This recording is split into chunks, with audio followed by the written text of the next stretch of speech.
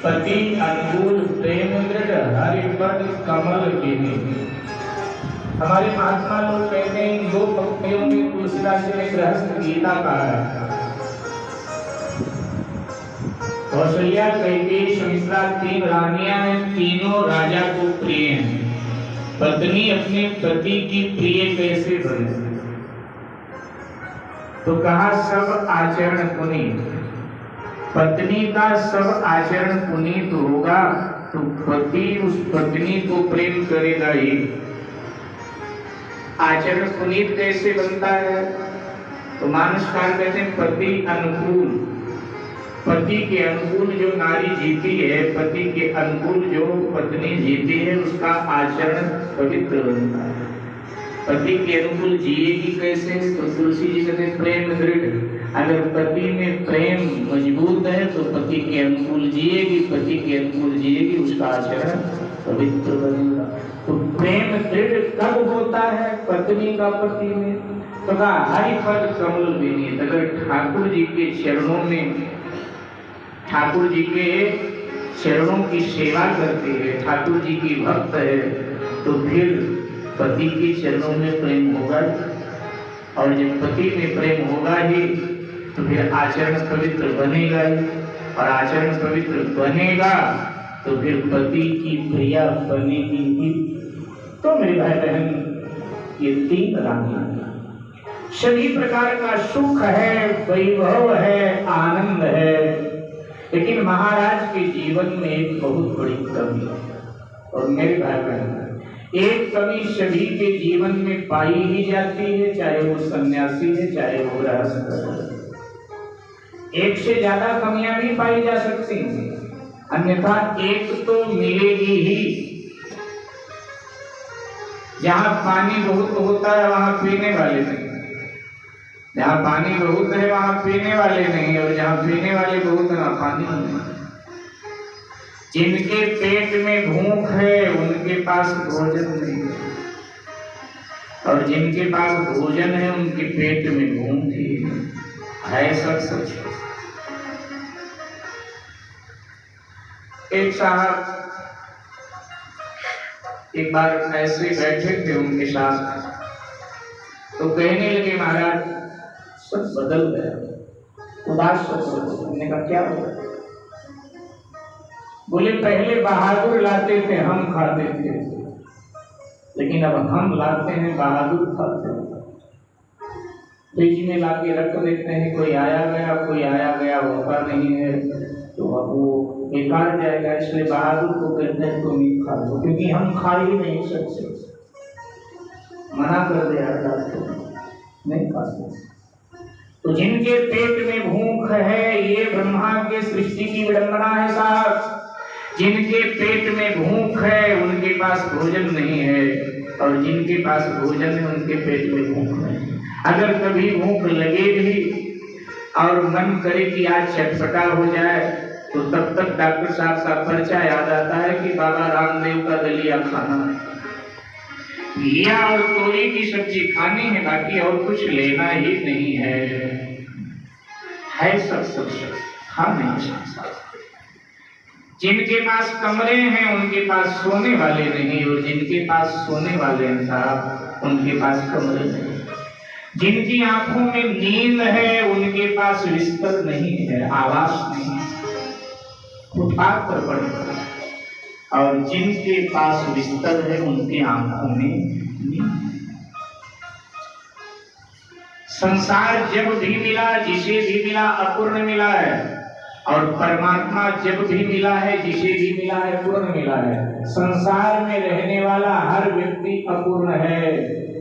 ये संसार अपूर्ण का नाम ही संसार है,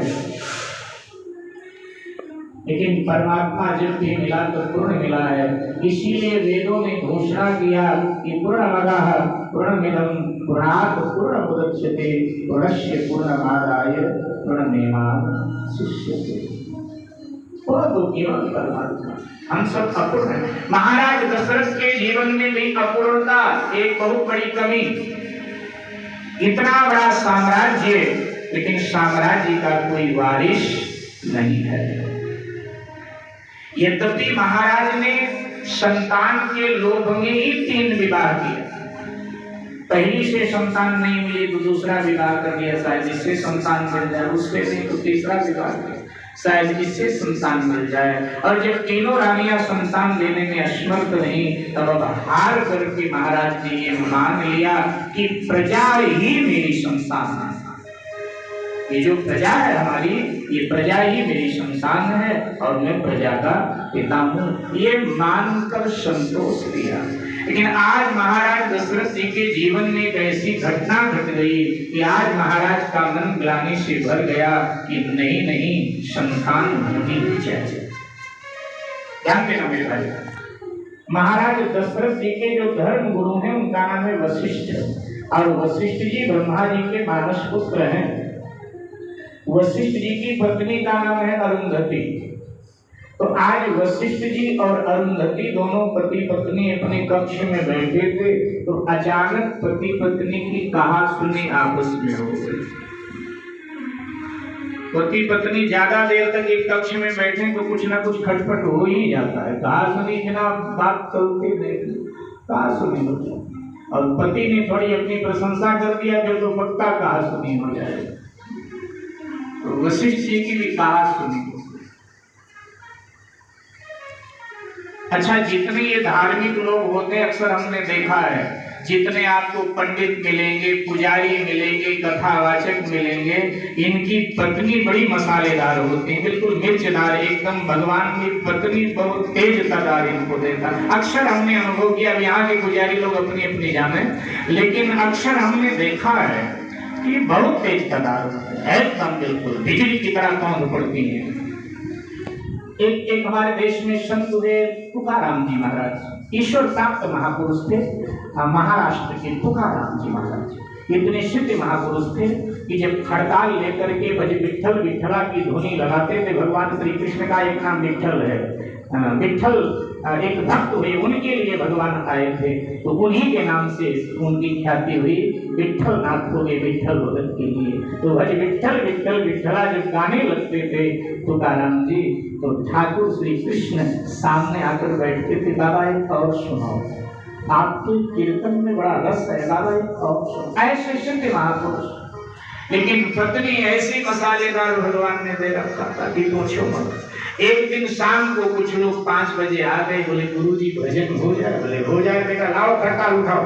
खड़ताल दिया और साहब जो भज विठल विठल विठला की जो ध्वनि लगी कि रात के 10 बज गए, 10:30 बजे, 11 बज गए, लेकिन ऐसा रंग जमा कि ना शिष्य लोग उठने को राजी और ना गुरुजी बंद करने को राजी।